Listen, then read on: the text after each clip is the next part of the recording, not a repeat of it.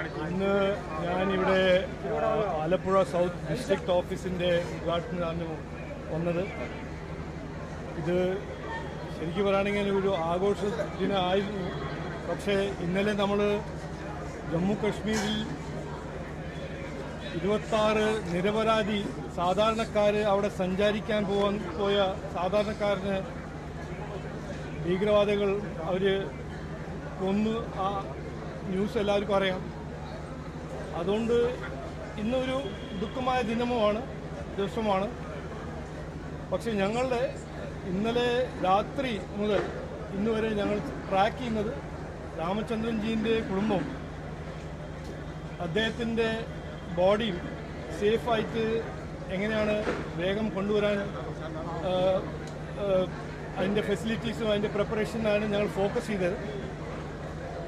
ഇന്ന് രാവിലെ കിട്ടിയ ഒരു ഇൻഫർമേഷൻ, അദ്ദേഹത്തിൻ്റെ ബോഡി പഹൽഗാമിൽ നിന്ന് ശ്രീനഗർ എത്തിയിട്ടുണ്ട്.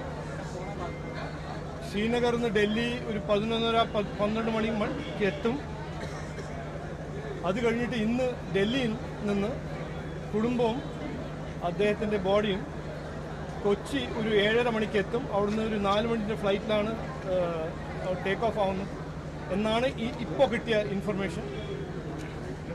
അതുകൊണ്ട് അത് പറയാനുണ്ട്.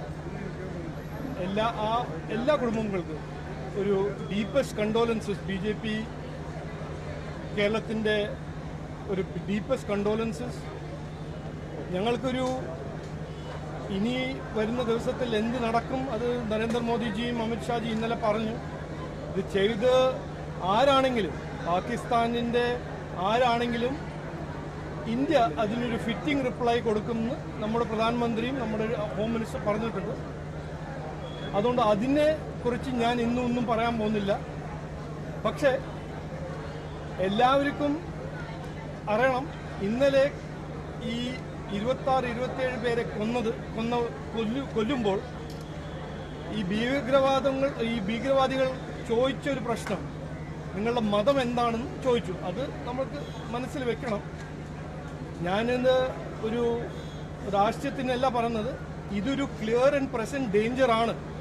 ഈ ടെററിസം എന്ന് പറഞ്ഞൊരു ഫിനോമിനൻ നമ്മുടെ വികസിത ഭാരതത്തിൻ്റെ ട്രജക്ടറിയും സ്പീഡിനെ ബ്രേക്ക് ചവിട്ടാൻ